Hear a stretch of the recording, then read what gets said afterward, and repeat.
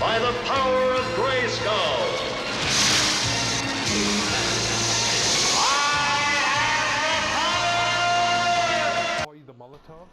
Hello, this is just a quick review for Mafia 2, the definitive edition.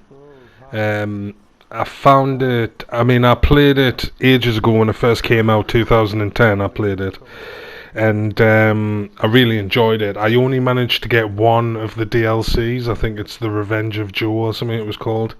But there's another two subsequent DLCs that came out after I had already got rid of the game, so I never got a chance to play them. And this is on the store at the moment. It's 50% off. It's reduced from 25 quid down to £12.50 until the 20th of November 2020. So it's only early days. I think it's the 4th or the 5th today when I post this. So got another 2 weeks. It's only £12.50 and it's so worth it. And with it being the definitive edition, it means that they've reworked it and they haven't just done what the most remastered games done, where they just upscale the graphics and they just leave the base game the way it is and they just make the graphics look better.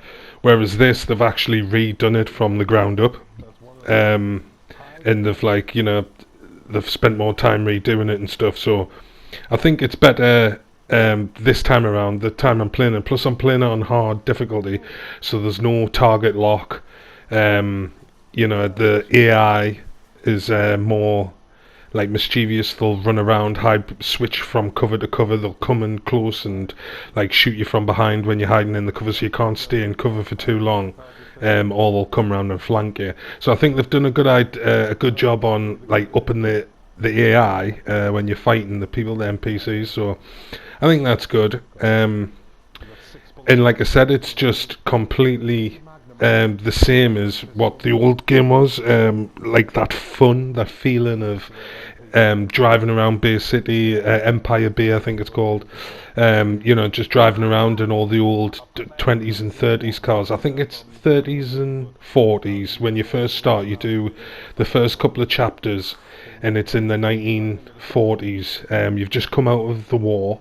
I think the first level you're actually in the war, and you do a mission in Italy in the war, and then you come back, you watch a big cutscene, and then you get introduced to your friend again, who you were mates with before you went into the army, and he's now working for the Mafia, so you get in with him, and it's basically just joining the Mafia from the ground up. It's really good. Plus it's set in where I am at the moment, it's between 50s and I think it's 1951 or 1961, I can't remember. It's early 50s, 60s. Because of the gameplay. I mean, if you haven't played the game, I'll not spoil it, but it's because of what's happened in the story, it's now a bit further along in time. So all the music's different on the radio. It's all 1950s rock and roll, Bill Comet and the Haleys and stuff like that. Or was it Bill Haley in the Comets? That's it, Bill Haley in the Comets, and rock around the clock, 1 o'clock, 2 o'clock, 3 o'clock, rock, all that shit, rock and roll from the 50s. So the music's great. I mean, they must have paid a shitload for the rights, because there's a lot of really good music on here, so they must have spent quite a lot of money. Also, you can find these, just sidetrack, you can find these Playboy, you can find these Playboy magazines all over. I think there's 50 to find, and there's 187 wanted posters that you've got to find. But it's, like I say, the cover and everything's not, it's not ideal, because you've got to think it's from 2010, this game, so with it being remastered, you've got to expect you're playing a 2010 game, but that doesn't really take anything away from it. It's just such a well thought of game, and plus it's a PC game that's been converted into a console game, so you know the details there.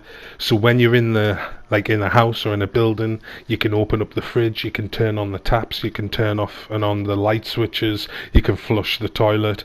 Little details like that are always available on all PC games, which you don't really normally get on console games, but you can tell it's been taken from a PC and converted for the console, which is great because all PC games are a million times better than the console games, if you're a true gamer anyway. But at the end of the day, it's got some great options. You get to customize your cars. You can buy stuff from the shop, like clothes wise. You get to wear suits and stuff like that. And also, when you're back at your hotel or like wherever you're staying at the time, you can go through your wardrobe, and because it's the definitive edition and you've got all three DLCs, you actually get given some DLC outfits. You get like a racing outfit. You get you get Lincoln Clay's army uniform from Mafia 3. If you've ever played Mafia 3, that green army US army jacket that he wears, you can get his outfit. You can get his car as well, like the Mustang thing. So there's some good little throwbacks. If you're a fan of the Mafia series, you will spot these things throughout. And if you've played Mafia 1, then you know the storyline. But I've really enjoyed playing it again. I mean, like I said, I've only played it. I can't remember how many chapters there is. I think there's about 27 chapters or something like that, or maybe 24. And I'm up to like chapter 9 already because I've been absolutely hammering it. Because I'm loving it at the moment. I've put the driving on simulation and the difficulty on hard. So like I said before, when you're fighting people, it's really ramped up the difficulty now. You actually get killed from 1 or 2 shots. If you get a headshot, boom, you're dead. It's like very unforgiving. You've got to stay in cover. It's more realistic that way. I mean, if you get shot once or twice, you're out of it. You know what I mean? It's not like you can get shot the fuck and then just hide in cover until you feel okay again and then go back out shooting. So it's very realistic in that respect. And the driving I've put on simulation, and that's absolutely solid because it's got it's got like loads of clothes, and it's got loads of customization for your cars. Plus you can go to your house and look through your wardrobe. So the gun shop as well, you can go to the gun shop, you can buy all different types. You can get like magnums, you can get little snub-nosed 38s, you can get shotguns and stuff, and Molotov cocktails. You can get lock picks as well, because you can also pick locks. There's like a little mini game where you've got to lift up the pin, and when it turns green you press square to lock it into place. So you can choose to lock pick the lock, or you can either kick in the door or smash the window on the car. It depends what you're trying to do, but there's always a stealth option, what I'm trying to say. And like I said, the fighting's really good. They've kept it hard and difficult. I think if you have it on an easier difficulty, that it just makes the guys easier to kill. Like they'll die from fewer bullets, and I think you get like a target lock, so it's easier to shoot people. Because at the moment, the way I've got it, it's just like a free roaming crosshair, and I've just got to try and aim and shoot. And because they've got such good aim, if you're popping out of cover for too long, you'll just get killed. So it's very thingy. But I found another issue is that it's quite glitchy, if I'm honest. Like I've went into the garage to repair my car, and it says it's already fully repaired when clearly it's not. So that's annoying. And sometimes it'll crash, like freeze, and the whole game just freezes. And if you come out of it and close the application down, it goes onto a blue Sony screen saying there's an error.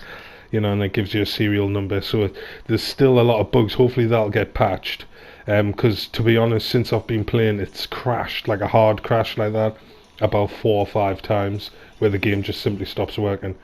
And stuff like this, where the car is still damaged and yet it thinks that it's not. Just little stuff like that, but that can be ironed out. I'm sure they'll patch that if enough people complain. I'm going into the clothes shop here to show you, the kind of stuff that you can get.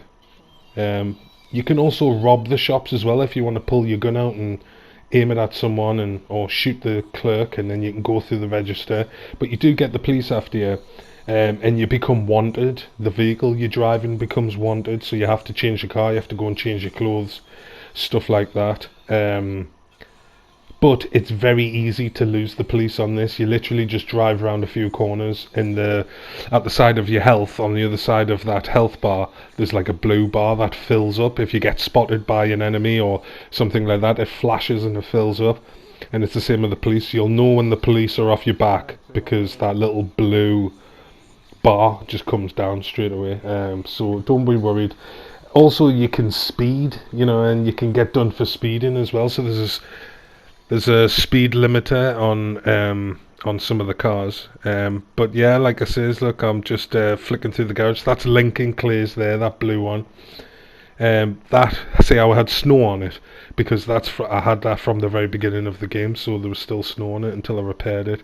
But there's hot rods there. There's like all different types of cars. Plus, I'm sure you can literally just take any car off the street and save it into your garage. Also, you can take it to a place on the map where the guy will crush the car for you and he gives you a couple $100.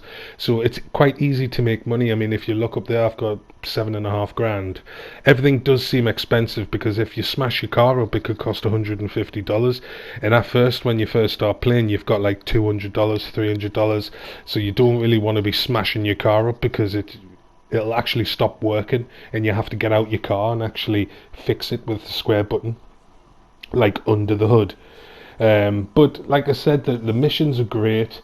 It's all Mafia based, so it's all it's like it's got a good theme about it. It's set in New York in a fictional city, so everybody's got like New York accent. It's not very PC, because I think they're dropping the F-bombs and that all the time, and I think there's some racial slurs.